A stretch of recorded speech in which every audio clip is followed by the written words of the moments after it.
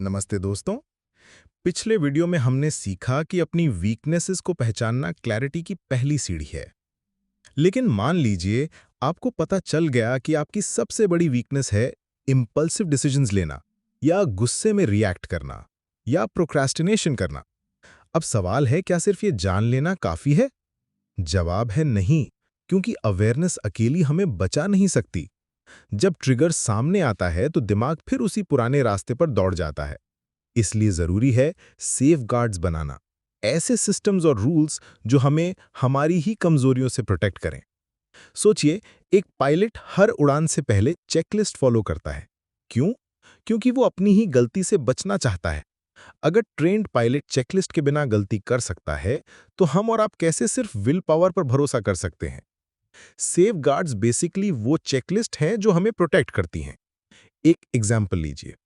मान लीजिए आपकी वीकनेस है इंपल्सिव स्पेंडिंग।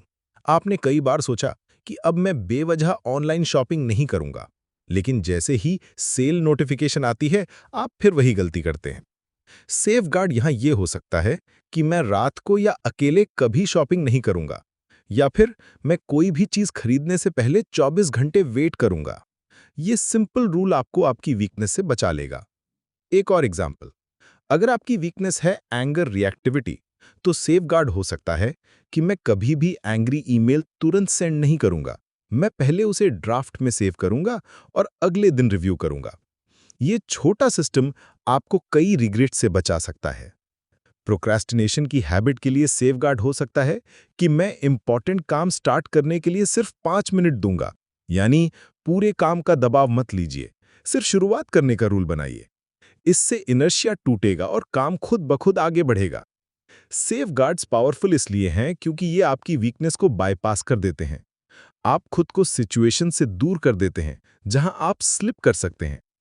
अब आपके लिए आज का असाइनमेंट है, अपनी सबसे बड़ी वीकनेस चुनिए और उसके लिए एक सिंपल सेफगार्ड रूल लिखिए।